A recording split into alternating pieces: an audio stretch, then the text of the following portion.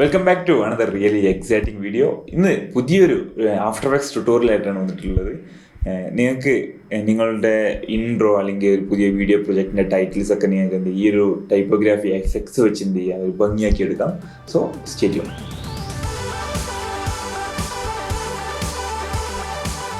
അപ്പോൾ after effects open ആക്കിയിട്ട് നമുക്കൊരു പുതിയൊരു കോമ്പോസിഷൻ ക്രിയേറ്റ് ചെയ്യുക. അപ്പോൾ ഇതിൽ തന്നെ നിങ്ങൾക്ക് എന്ത് ചെയ്യുക, അതിൻ്റെ നെയിം കൊടുക്കുക, അതേപോലെ തന്നെ ടോട്ടൽ ഡ്യൂറേഷൻ എത്ര വേണം. ഞാൻ 6 സെക്കൻഡാണ് കൊടുത്തിട്ടുള്ളത്. എന്നിട്ട് ഓക്കെ പ്രസ് ചെയ്യുക. അപ്പോൾ ഇതാണ് ആഫ്റ്റർ എഫക്ട്സിൻ്റെ ഇൻ്റർഫേസ് വരുന്നത്. അപ്പോൾ ഞാൻ ഈ ട്യൂട്ടോറിയലിൽ ആദ്യത്തെ 3 മിനിറ്റ് പറയുന്നത് ഇതിൻ്റെ ബേസിക്സ് മാത്രമാണ്, എന്താണ് ചെയ്യാൻ പോകുന്നതെന്ന് കാണിക്കാനാണ്. ട്യൂട്ടോറിയൽ സ്റ്റാർട്ട് ചെയ്യുന്നില്ല. പിന്നെയാണ് 3 മിനിറ്റിന് ശേഷമാണ് ട്യൂട്ടോറിയൽ തുടങ്ങുന്നത്. അപ്പോൾ എന്തായാലും നിങ്ങൾ എന്ത് ചെയ്യുക, ഫസ്റ്റ് ടെക്സ്റ്റ് ടൂൾ വെച്ചിട്ട് എന്ത് ചെയ്യുക, ജസ്റ്റ് ഒരു ടെക്സ്റ്റ് ടൈപ്പ് ചെയ്യാൻ നിങ്ങൾക്ക് എന്ത് വേണമെങ്കിലും ആവാം. ഞാനിവിടെ തൽക്കാലം ലോറം വിപ്സം ടൈപ്പ് ചെയ്യുകയാണ്. എൻ്റെ സെലക്ഷൻ ടൂളിൽ വന്നിട്ട് ഇതിനൊന്ന് സെൻറ്ററിലേക്ക് ആക്കി വെച്ചു. നിങ്ങൾക്ക് ഇഷ്ടമുള്ള ഫോണ്ട് സെലക്ട് ചെയ്യാം. അപ്പോൾ നിങ്ങൾ അലൈൻ, ക്യാരക്ടർ, അതുപോലെ തന്നെ പാരഗ്രാഫ്, ഇതൊക്കെ ഈ ഒരു ഇതിനാവശ്യമാണ്. വിൻഡോസ് ഇതെല്ലാം ഞാൻ അവിടെ ഓൾറെഡി ആക്റ്റീവ് ആക്കി വെച്ചിട്ടുണ്ട്. പാരഗ്രാഫ് വിൻഡോ, അതുപോലെ തന്നെ ക്യാരക്ടർ വിൻഡോ, നിങ്ങൾക്ക് ഫോണ്ടും കാര്യങ്ങളും ചേഞ്ച് ചെയ്യുക. അതുപോലെ അലൈനിൽ എന്ത് ചെയ്യുക, കറക്റ്റ് സെൻറ്ററിലേക്ക് അലൈൻ ചെയ്യുക. ഞാൻ പറഞ്ഞല്ലോ, ആദ്യത്തെ 3 മിനിറ്റ് എന്ന് പറഞ്ഞു കഴിഞ്ഞാൽ വെറും ബേസിക്സ് ആയിട്ടുള്ള കാര്യങ്ങളാണ്. ഏകദേശം ഒരു ബിഗിനേഴ്സിന് ആവശ്യമായിട്ടുള്ള കാര്യങ്ങളാണ് പറയുന്നത്. 3 മിനിറ്റിന് ശേഷമാണ് ഡീറ്റെയിൽ ആയിട്ട് പറയാം. അപ്പോൾ എന്തായാലും ഇനി എന്താണ് ചെയ്യാൻ പോകുന്നതെന്ന് കാണിച്ചു തരാം. നമ്മൾ ഇവിടെ ചെയ്യുന്നത്, ആദ്യം ഈ ടെക്സ്റ്റിന് ഒരു ഫിൽ കളറും അതുപോലെ തന്നെ സ്ട്രോക്കും ആണ് ആഡ് ചെയ്യുന്നത്. ഇപ്പോൾ ഇവിടെ നിങ്ങൾക്ക് നോക്കാം, ഇവിടെ ഫിൽ കളർ മാത്രമേ ഉള്ളൂ. ഇവിടെ സ്ട്രോക്ക് എന്താണ്, ഇപ്പോൾ ചിലപ്പോൾ ഇങ്ങനെ ആയിരിക്കും ഉണ്ടാവുക, ഫിൽ കളർ മാത്രമേ ഉണ്ടാവുള്ളൂ, സ്ട്രോക്ക് റിമൂവ് ആയിരിക്കും. നമുക്ക് എന്ത് ചെയ്യാം, ഫിൽ ആക്റ്റീവ് ആക്കുക. അതുപോലെ തന്നെ സ്ട്രോക്ക് സെലക്ട് ചെയ്തിട്ട് സ്ട്രോക്കിന് എന്ത് ചെയ്യുക, ജസ്റ്റ് ഒരു ഡബിൾ ക്ലിക്ക് ചെയ്ത്, ഞാനിപ്പോൾ തൽക്കാലം റെഡ് കളർ കൊടുത്തു, രണ്ടും വ്യത്യാസം തിരിച്ചറിയാൻ വേണ്ടി. നിങ്ങൾക്ക് ഇവിടെ സൂം ചെയ്താൽ കാണാൻ പറ്റും. അപ്പോൾ ഒരു ഫില്ലും ഉണ്ട്, അതുപോലെ തന്നെ സ്ട്രോക്കും ഉണ്ട്. ഇനി എന്താണ് ചെയ്യാൻ പോകുന്നത് വെച്ചാൽ, ഇത് ഡ്രോപ്പ് ഡൗൺ ചെയ്ത് കഴിഞ്ഞാൽ നിങ്ങൾക്ക് ഇവിടെ ആനിമേറ്റിൽ വന്നു കഴിഞ്ഞാൽ നിങ്ങൾക്ക് ഒരുപാട് ഓപ്ഷൻസ് കാണാം. നമുക്ക് ഇതെല്ലാം ആനിമേറ്റ് ചെയ്യാൻ പറ്റുന്നതാണ്. ഫസ്റ്റ് ഞാൻ ഒപ്പാസിറ്റി കൊടുത്തു. ഇവിടെ ഒപ്പാസിറ്റി കൊടുത്ത് അതിൻ്റെ ഒപ്പാസിറ്റിൻ്റെ വാല്യൂ 0 ആക്കി കഴിഞ്ഞാൽ നിങ്ങൾക്ക് ഈ കംപ്ലീറ്റ്ലി ടെക്സ്റ്റിൻ്റെ ഒപ്പാസിറ്റി കുറക്കാൻ പറ്റും. അതാണ് ഒപ്പാസിറ്റി. ഞാൻ തൽക്കാലം ഡിലീറ്റ് ചെയ്തു. നെക്സ്റ്റ്, ഇവിടെ ഫിൽ കളറിൽ വന്നിട്ട് ഒരു ഒപ്പാസിറ്റി ഉണ്ട്. ഈ ഒരു ഒപ്പാസിറ്റി എന്താണെന്ന് വെച്ച് കഴിഞ്ഞാൽ, കുറച്ച് കഴിഞ്ഞില്ലേ, ആ ഫിൽ കളറിൻ്റെ ഒപ്പാസിറ്റി മാത്രമേ എന്ത് ചെയ്യുള്ളൂ, കുറയുള്ളൂ. ആ സ്ട്രോക്ക് നമുക്ക് അങ്ങനെ തന്നെ എന്ത് ചെയ്യും, വിസിബിൾ ആയിരിക്കും. ഇതാണ് ഫിൽ ഒപ്പാസിറ്റി. ഇനി നമുക്ക് എന്ത് ചെയ്യുക, അതുപോലെ തന്നെ അതിൻ്റെ പൊസിഷൻ, സ്ക്യൂ, സൈസ് എല്ലാം നമുക്ക് എന്ത് ചെയ്യുക, ആനിമേറ്റ് ചെയ്യാൻ പറ്റുന്നതാണ്. നമുക്ക് സൈസിൻ്റെ കുറച്ച് വെച്ചു. ഇനി ഇതിൽ ഏറ്റവും ഇമ്പോർട്ടൻ്റ് എന്താണെന്ന് വെച്ച് കഴിഞ്ഞാൽ, നമ്മൾ സൈസ് കുറച്ചു. ഇവിടെ നിങ്ങൾക്ക് റേഞ്ച് സെലക്ടർ എന്നൊരു ഓപ്ഷൻ കാണാം. ഇത് നമുക്ക് റേഞ്ച് സെലക്ട് ചെയ്യാം. ഈ സൈസ് കുറയുന്നത് ഏത് മുതൽ ഏത് വരെ എന്ത് ചെയ്യാം, നമുക്കിവിടെ സെറ്റ് ചെയ്യാൻ പറ്റും. അപ്പോൾ നിങ്ങൾക്ക് ഇവിടെ റേഞ്ച് എന്ത് ചെയ്താൽ ഇന്നും ഔട്ടും സ്റ്റാർട്ടും എൻഡും സെറ്റ് ചെയ്ത് കഴിഞ്ഞപ്പോൾ ഇതിൻ്റെ ഉണ്ടല്ലോ, ഇവിടെ സ്റ്റാർട്ടും എൻഡും സെറ്റ് ചെയ്ത് കഴിഞ്ഞാൽ അതിൻ്റെ ഉള്ളിൽ മാത്രമേ ഈ ഒരു എഫക്ട്സ് എന്ത് ചെയ്യുള്ളൂ, ഇത് വർക്കാവുള്ളൂ. അപ്പോൾ ഇതാണ് ഇതിൻ്റെ ഒരു ബേസ്. നമുക്കിനി ഡീറ്റെയിൽ ആയിട്ട് എന്ത് ചെയ്യാൻ നോക്കാം. ഞാൻ എന്ത് ചെയ്യുന്നു, ഫസ്റ്റ് ഒപ്പാസിറ്റി ആഡ് ചെയ്തു, അതിൻ്റെ ഫിൽ കളർ 0 ആക്കി. എന്നിട്ട് ഇതിൻ്റെ സ്റ്റാർട്ടിൽ എന്ത് ചെയ്തു, ഇതേപോലെ നമുക്ക് എന്ത് ചെയ്യാം, ഫിൽ കളറിൻ്റെ സ്റ്റാർട്ടിങ്ങും എന്ത് ചെയ്യുക, ഇതേപോലെ ഉണ്ടല്ലേ. ആ ഫിൽ ഒപ്പാസിറ്റി ഈ ഒരു സ്റ്റാർട്ടും എൻഡും സെറ്റ് ചെയ്ത് കഴിഞ്ഞാൽ നമുക്ക് ആ ഒരു ഇതിൽ മാത്രമേ വർക്ക് ചെയ്യുള്ളൂ. അതുപോലെ ഓഫ് സെറ്റ് കൊടുത്ത് അതിനെ അങ്ങോട്ടും ഇങ്ങോട്ടൊക്കെ എന്ത് ചെയ്യാം, മൂവ് ചെയ്യാം. അപ്പം ഇതാണ് നമ്മൾ ഇനി ചെയ്യാൻ പോകുന്നത്. ഇതാണ് ഒരു ബേസ്. അപ്പോൾ ഇനി ഡീറ്റെയിൽ ആയിട്ട് നോക്കാം. ഞാൻ തൽക്കാലം ക്യാരക്ടറിൽ വന്ന് റീസെറ്റ് ക്യാരക്ടർ കൊടുത്തു. എന്തായാലും നല്ലൊരു ഫോണ്ട് കാര്യങ്ങളെല്ലാം സെലക്ട് ചെയ്യുക. എന്നിട്ട് നിങ്ങൾക്ക് എന്ത് ചെയ്യുക, ടെക്സ്റ്റിൻ്റെ സൈസ് കൂട്ടി, ഏകദേശം നിങ്ങൾ എന്താണ് നിങ്ങളുടെ ടൈറ്റിൽ ഉദ്ദേശിക്കുന്നത് അതുപോലെ എന്ത് ചെയ്യുക, കാര്യങ്ങളെല്ലാം സെറ്റ് ചെയ്യുക. അതിൻ്റെ സൈസും കാര്യങ്ങളെല്ലാം സെറ്റാക്കി വെക്കുക. ഇനി ഞാൻ ഇതിനെ കറക്റ്റ് സെൻറ്ററിലൂടെ അലൈൻ ചെയ്തു. നമുക്ക് ഇതിന് ഫസ്റ്റ് നമുക്ക് എന്ത് ചെയ്യാം, ആനിമേഷൻസ് അപ്ലൈ ചെയ്യാം.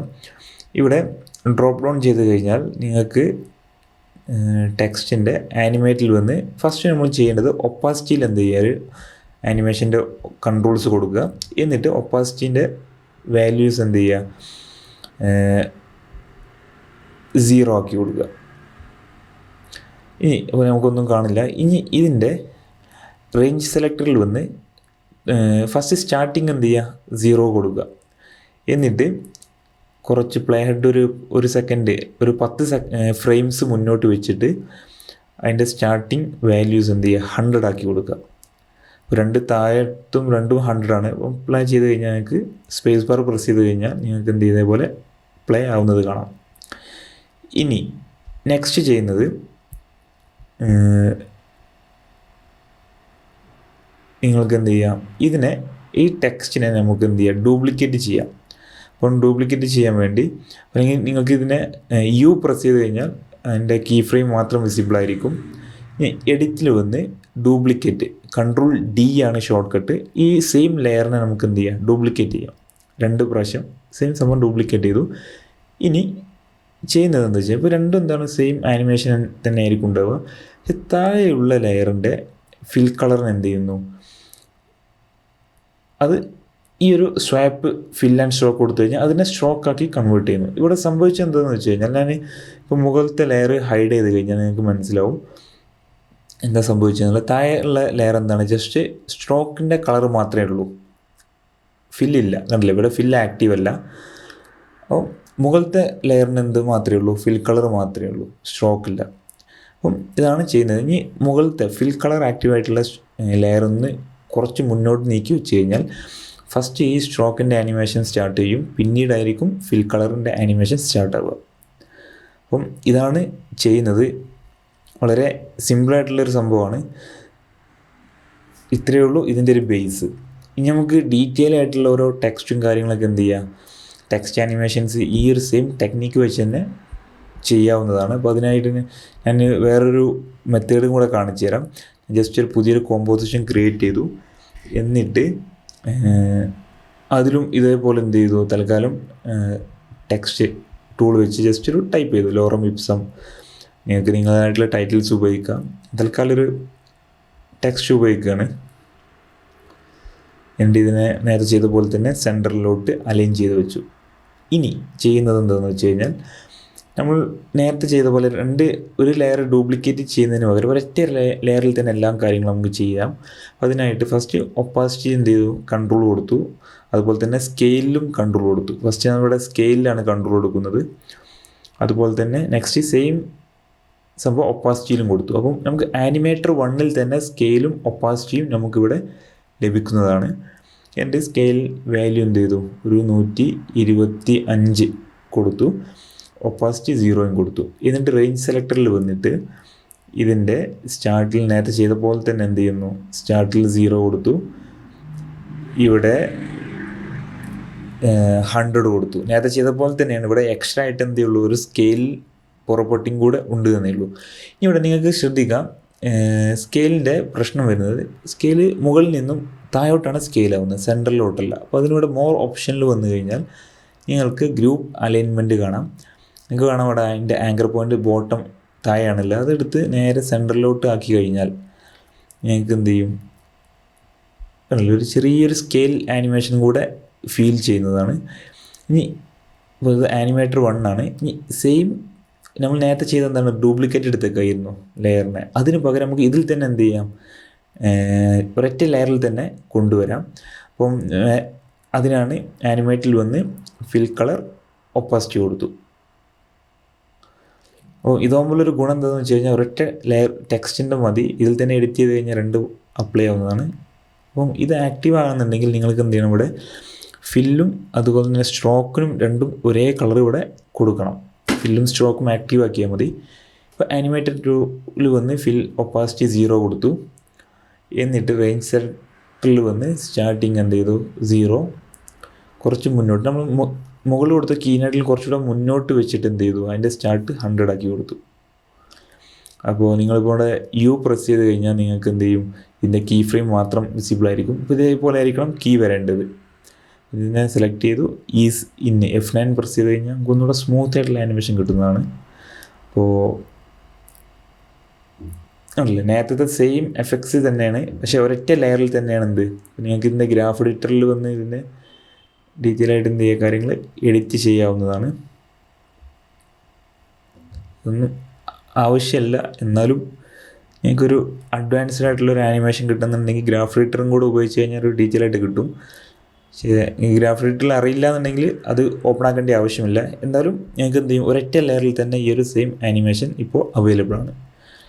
ഇനി ഒന്നുകൂടെ അഡ്വാൻസ്ഡ് ആയിട്ടുള്ള ഒരു ടൈറ്റിൽ ആനിമേഷൻ വേണമെന്നുണ്ടെങ്കിൽ അപ്പം ഈ സെയിം സംഭവത്തിലേക്ക് നമുക്ക് ഒരു ഫിൽ ഒപ്പാസിറ്റിയും കൂടെ അപ്ലൈ ചെയ്താൽ മതി.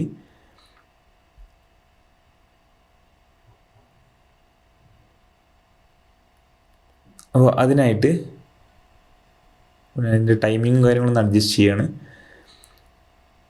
ഇനി ഈ സെയിം സംഭവത്തിലേക്ക് തന്നെ ഒരു ഫിൽ ഒപ്പാസിറ്റിയും കൂടെ അപ്ലൈ ചെയ്ത് നമുക്കിതിന് റാൻഡമൈസറിനൊരു ഓപ്ഷൻസ് കൂടെ വരുന്നുണ്ട്.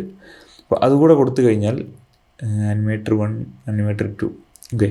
അപ്പോൾ ഇവിടെ